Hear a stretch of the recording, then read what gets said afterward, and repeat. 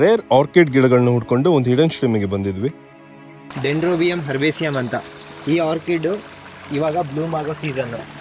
ಇದನ್ನು ಹುಡ್ಕೊಂಡು ಬಂದಿದ್ದೀವಿ ಈಗ. ಸೊ ಇಲ್ಲೇ ಸುತ್ತಮುತ್ತ ಎಲ್ಲಾದರೂ ಇರುತ್ತೆ ಅನ್ನೋ ಒಂದು ಹಂಚು, ಯಾಕೆಂದರೆ ಲಾಸ್ಟ್ ಟೈಮ್ ಸಿಕ್ಕಿತ್ತು. ಹಾಗಾಗಿ ನಾನು ಆಂಟು ಹುಡ್ಕೋಕೆ ಹೊರಟಿದ್ವಿ. ಬನ್ನಿ ಹೋಗೋಣ. ಈ ಶುದ್ಧವಾದ ನೀರು, ಹಾಗೆ ಒಂದು ಹೊಸ ಹಣ್ಣು ಸಿಕ್ತು, ಆಮೇಲೆ ಜೇನುನೊಣಗಳು, ಹಾಗೆ ಈ ಕಲ್ಲು ಬಂಡೆಗಳ ಮೇಲೆ ಹುಡ್ಕೊಂಡು ನಮ್ಮ ಟೀಮ್ ಮುಂದೆ ಹೋಗ್ತಾ ಇದ್ವಿ. ಸ್ವಲ್ಪ ದೂರ ಹೋಗ್ತಾ ಇದ್ದಾಗೆ ಒಂದು ಸ್ಥಳದಲ್ಲಿ ನಮಗೆ ಈ ಹಳೆಯ ಕಾಲದ್ದು ಒಂದು ದೇವಸ್ಥಾನ ಹಾಗೂ ಒಂದು ಶಿಲ್ಪಕಲೆಗಳು ಕಾಣಿಸ್ತು.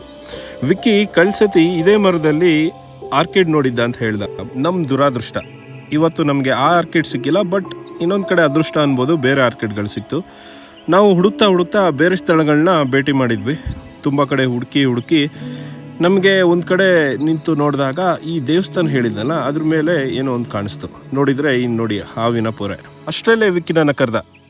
ಇನ್ನೊಂದು ಆರ್ಕಿಡ್ ಬಲ್ಬೋಫಿಲಮ್ ಸಿಂಬ್ರಿಯೇಟಮ್ ಅಂತ, ಇಲ್ಲಿ 2 ಕಲರಲ್ಲಿ ಕಾಣಿಸುತ್ತೆ. ಇದರಲ್ಲಿ ಎಲೆ ಇರಲ್ಲ, ಬರೀ ಗೆಡ್ಡೆ, ಡೈರೆಕ್ಟಾಗಿ ಫ್ಲವರ್ ಬರುತ್ತೆ. ಸೊ ಅಲ್ಲಿ ಮರದ ಮೇಲ್ಗಡೆ ಇದೆ. ಬನ್ನಿ, ಅಲ್ಲಿ ನಾನು ಕರ್ಕೊಂಡೋಗ್ಬಿಟ್ಟು ತೋರಿಸ್ತೀನಿ ಹತ್ತಿರದಿಂದ ಯಾವ ಥರ ಕಾಣಿಸುತ್ತೆ ಅಂತ. ಇಲ್ಲಿಂದ ಕಾಣಿಸಲ್ಲ. So let's go. ಇವಾಗ ಹತ್ತಕ್ಕೆ ಹೋಗೋಣ, ಅಲ್ಲ ಹುಡುಕಕ್ಕೆ ಹೋಗೋಣ. ಈ ಆರ್ಕಿಡ್ಗಳು ಕೇವಲ ಒಂದು 4 ಡಿಸ್ಟಿಕ್ಗಳಲ್ಲಿ ಕರ್ನಾಟಕದಲ್ಲಿ ಸಿಗುತ್ತೆ. ಆಮೇಲೆ ಈಗ ನಾವು ಸ್ಪಾಟ್ ಮಾಡಿರೋದು ತುಂಬ ರೇರ್.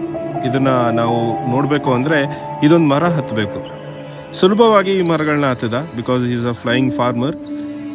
ಮರವನ್ನು ಹತ್ತಿ ಆ ಆರ್ಕಿಡ್ ಇರೋ ಸ್ಥಳಕ್ಕೆ ಹೋಗಿ ಅದನ್ನು ಸ್ಪಾಟ್ ಮಾಡ್ದ. ಈ ಬಲ್ಬೋಫೈಲಮ್ ಸಿಂಬ್ರಿಯೇಟಮ್ ಈ ಆರ್ಕಿಡ್ ತುಂಬ ರೇರ್ ಅಂತ ಕೇಳಿದ್ವಿ. ಇದು ಸ್ಪಾಟ್ ಮಾಡೋದು ತುಂಬ ಕಷ್ಟ. ಇದು ಇನ್ನೂ ಬ್ಲೂಮ್ ಆಗಲಿಕ್ಕೆ ಬಾಕಿ ಇದೆ. ಸೊ ಇದು ಬ್ಲೂಮ್ ಆಗಿದೆ.